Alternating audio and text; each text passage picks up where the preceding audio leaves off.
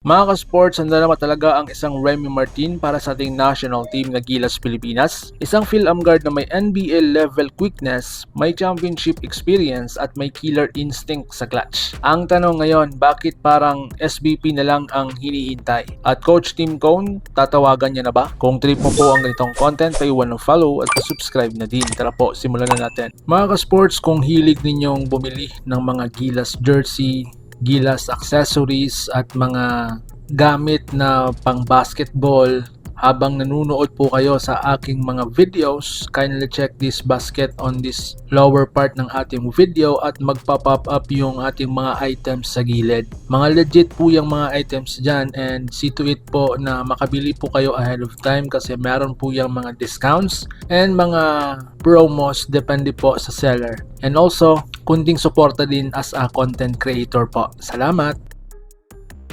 So ngayon mga ka-sports, bakit usap-usapan ngayon si Remy Martin? Kung susuriin natin mga ka-sports, si Remy Martin ay hindi isang ordinaryong guard. Dahil nga isa siyang certified explosive scorer, kayang gumawa ng sariling tira, may tapang umatake kahit sa malalaking depensa and of course, may championship mentality mula sa NCAA at international play. Mga ka-sports, hindi lang po ito basta hype. Fit na fit talaga siya sa FIBA style, napakabilis, napaka-physical at wala siyang takot. So ngayon mga sports, Remy Martin, ready na ba sa kanyang Gilas debut?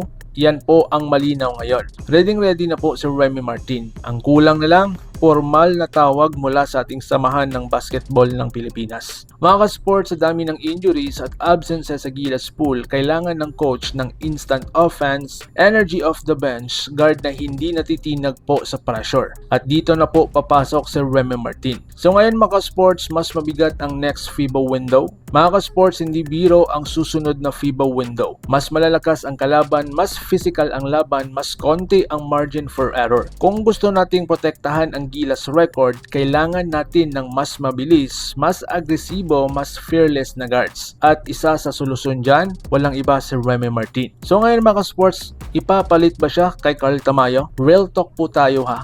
Hindi ito paninira kay Carl Tamayo. Pero kung wala si Tamayo sa window, kailangan ng Gilas ng kapalit sa scoring at spacing. Ang qualified dyan, for me, possible si Remy Martin.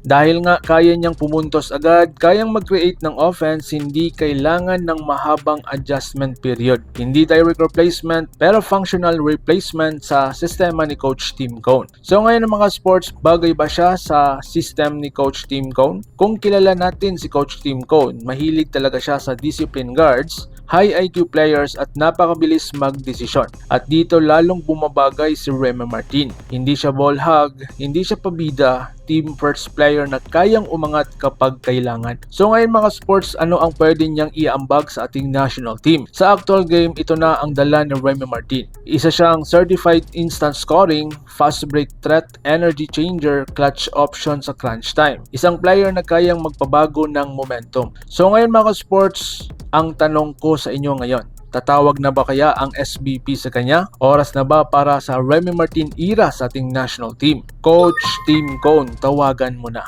Comment down below mga ka-sports kung in or out si Remy Martin sa inyo sa Gilas next FIBA window. Like, subscribe para sa araw-araw na Gilas Pilipinas updates. Laban Pilipinas, puso, so paano? Ingat po kayo.